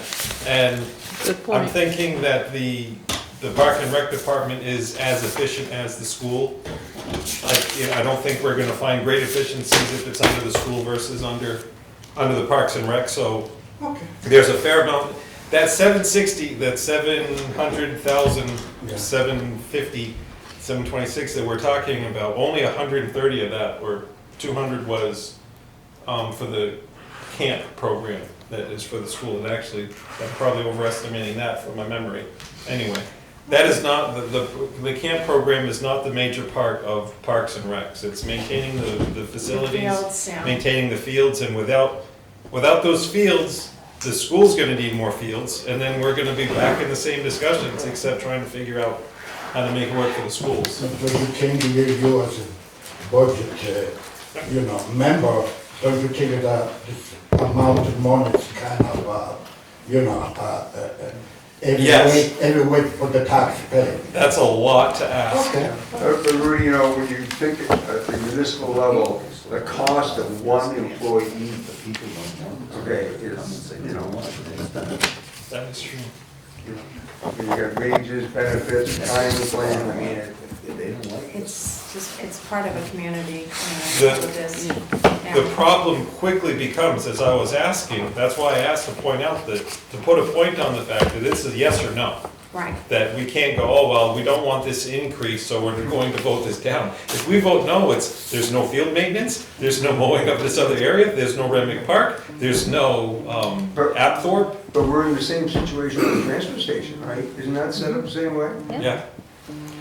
It's just the way the state, DRA, we have to do it this way. So can I ask a question? Yes. No, we don't. Throw this in here, so we just give a recommendation, I mean, ultimately, the people are gonna vote whether they want this. We're just saying, do we think Yes. it's a good idea or not, the people are gonna vote. Yeah, But Right. we're not I making think the John's decision point if they're is- gonna do it. I'm pretty sure the good campaign, they're gonna vote no. That's my opinion. And they could, and that would be the end of it, and that would be the end of it, if they That's did. it. So the other thing on, for tonight is that Jim says that we have an extra ticket to the 31st Annual Economic Development Luncheon to be held next Monday at 11:30 to 1:30. And these are the things that will be discussed and presented at that function. He was wondering if there was anyone on the budget committee who would like to attend. Where is it? Sure. It's The Opera. at Opera House. So, It's an internet, is there Shall we anyone draw there? lots? I'd be interested. Is Steve interested? I don't know, Mary, if you. Oh, no, I know. This guy spoke first, doesn't make me the I- most I deserving. spent enough time in that building, anyway. Arm wrestle here, there you go. Well, Steve wins then. Mary, you. So, do you want to pick a number of rock, scissors, whatever you want to do? So, Mary, there you Okay. I go. nominate Mary. Yeah. Well, thank you very much. I will try to not you, Jen. disgrace the town by, speaking when I should not speak. It's an darn. open, it's an open bar? Oh, well. Wait, Steve wanted to go. So, that is it.